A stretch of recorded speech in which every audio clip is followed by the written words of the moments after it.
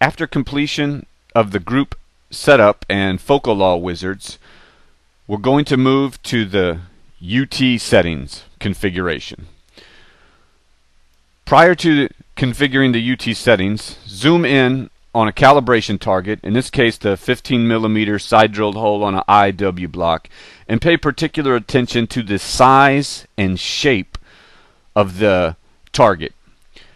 Our ability to maintain it at the same depth, where we're seeing a predicted wedge delay, was already entered very accurately.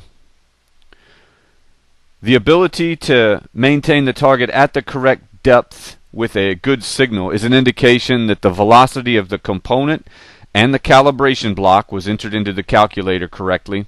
The wedge and probe parameters were as expected for the model and wedge probe, and that the focal law calculator has returned what we asked for. It would not be possible to maintain this at the correct depth if that were not true.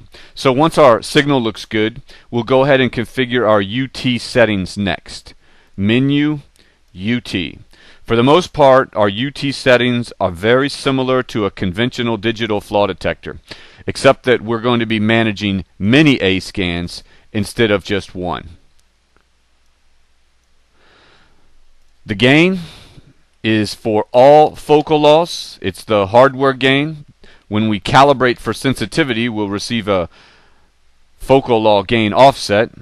Our start and stop position, generally we make it a habit of setting the range on either the 45 or the 70 in true depth, and you'll see it extrapolates it based on what mode you're in for the rest of the focal loss. The wedge delay we see here is a way to make a minor tweak to the predicted wedge delay or calibrated wedge delay in the beam offsets that we'll see. We selected a shear wave velocity of steel, and it's displayed here. This is also where we would enter a custom velocity for something not in the database. Moving on to the pulsar tab.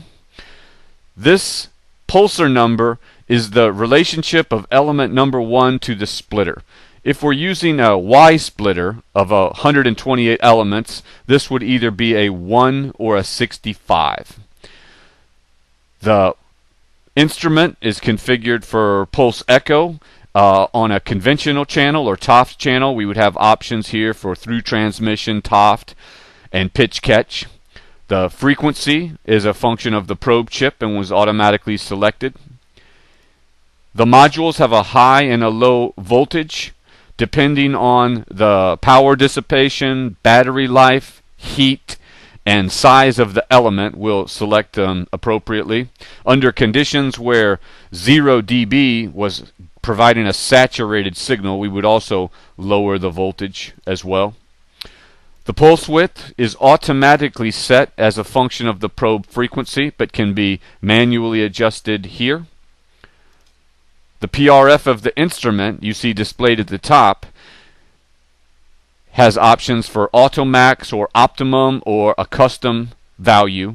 In most applications, Optimum provides sufficient PRF. This is a balance between battery life, heat dissipation, and scanner speed.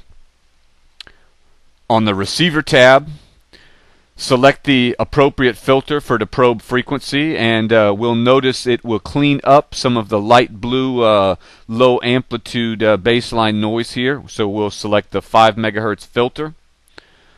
The video filter we use is a type of smoothing.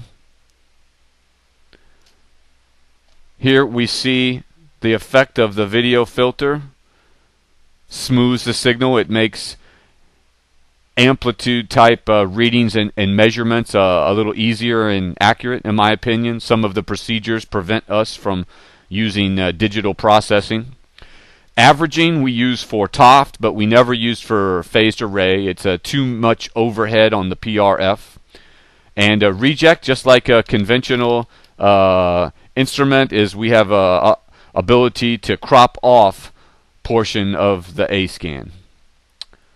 Under our beam parameters, this was calculated by the focal law calculator. For this particular angle, 58.5, we can see that the theoretical exit point of the wedge for this beam is minus 12.19 millimeters. And every different focal law will have a slightly different exit point in the sector scan from the different angle traveling through the wedge.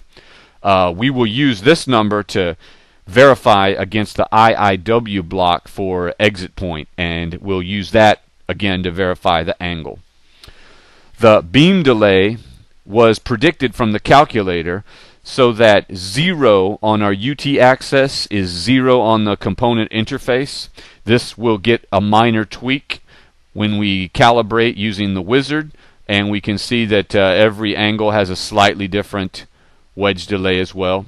If you give the calculator accurate parameters, it will return a very tight calibration. So just exiting right from the calculator with no wedge delay calibration, we can see that we're very, very tight. The gain offset is an offset that's received during the sensitivity calibration for every focal law to equalize the amplitude and the color palette. Our advanced tab allows us to set the signal in gate A to 80%. When we select it, it will automatically adjust the hardware gain for all focal laws. When we turn on our reference, we will have a reference amplitude or reference sensitivity dB reading here. We can manually select the point quantity. The default for the OmniScan is 320 point A scan. That is a function of file size and resolution on the UT axis. That automatically calculates a scale factor for compression. Compression allows us to make sure that we can reduce the file size and increase our scanner speed without missing any amplitude peak data. Only resolution in the UT axis. The auto sum gain is the gain applied to the elements based on the aperture for summation, and it need not normally be adjusted. Adjustments to the sum gain can result in linearity problems and should only be used by experts. Again, under our UT settings, we would typically configure these directly after exiting the wizard after we've verified a good beam shape.